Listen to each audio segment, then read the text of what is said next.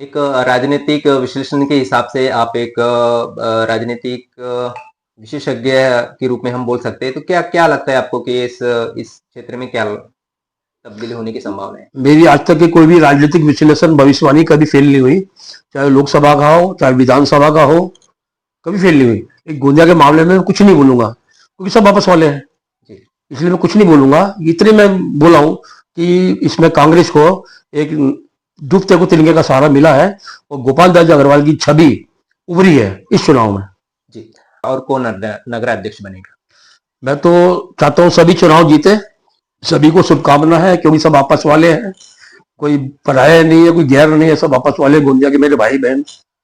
लेकिन इस चुनाव में जो कांग्रेस की नैया बिहार चुनाव के बाद में ऐसा लग रहा था डूबी हुई थी, तो इस चुनाव में मैंने जो देखा गोंदिया में डूबते को तिनके का सहारा उस टाइप का हुआ यहाँ पे कांग्रेस के पक्ष में माहौल, अध्यक्ष पद के लिए खास तौर से डूबते को तिनके का सहारा हुआ है।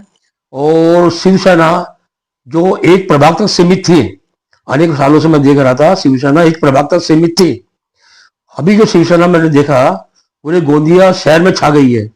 डॉक्टर प्रशांत कटरे को प्रत्याशी बनाने के बाद में और सोनू कुथे की मेहनत के बाद में शिवसेना पूरे शहर में छा गई है, मुझे ऐसा लग रहा है। और कौन जीतेगा कौन हारेगा ये तो नहीं बोल सकता मैं, क्योंकि चुनाव बहुत अच्छे ढंग से हुआ है, लोगों ने पैसे भी लिए हैं और वोट भी दिए हैं। मैं कई जगह देखा हूं, हमने बीजेपी से भी लिया, हमने कांग्रेस से भी लिया, बाकी प्रशांत कटरे ने तो कुछ दिया ही नहीं। बहुत लोगों ने बोला हमने प्रशांत कटरे डॉक्टर को वोट दिया है, भला आदमी समझ के वोट दिया है, लेकिन हमने पैसे दूसरे लोगों से लिया है। तो इस टाइप का माहौल था, लेकिन चुनाव एक अच्छे सरल में संपन्न हुआ, कोई ऐसा कोई दंगा फसाद नहीं हुआ, कुछ नहीं हुआ, अच्छे चुनाव संपन्न हुआ। इसके लिए सब गोंदिया वासियों को बधाई। जी। इस पे जो प्रशासन है, प्रशासन कितने सजग थे?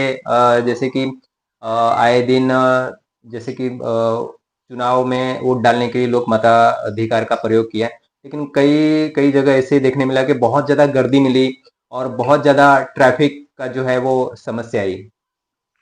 गर्दी तो वैसे तीन तीन जगह पोलिंग बूथ थे, कई जगह तो मैं देखा प्रभात क्रमांक 12 में मैं गया तो तीन जगह था, कहीं दो जगह की तीन जगह।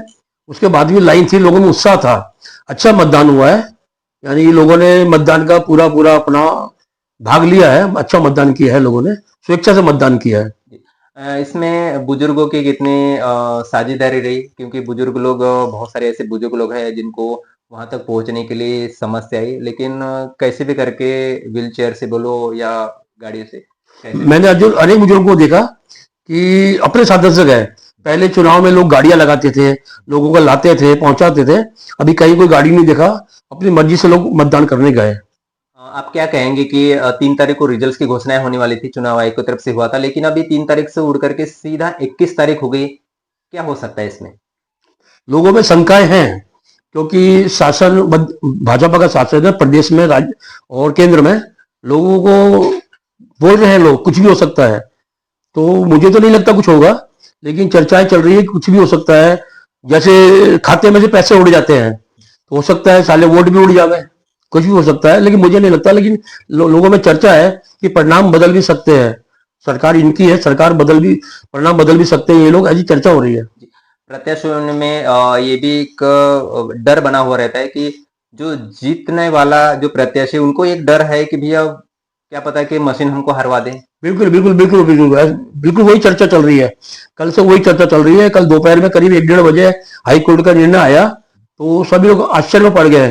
सब लोग ये बोल रहे हैं कि बस सत्ता इनके केंद्र में भी है, महाराष्ट्र में भी है, कुछ भी हो सकता है, बिहार में भी ऐसे ही हुआ होगा। और जब नोट उड़ सकते हैं खाते में से, ओटीपी नंबर मांगते हैं, नोट उड़ा देते हैं लोग, तो कुछ भी संभव है। लेकिन मैं इन चीजों पर विश्वास नहीं करता।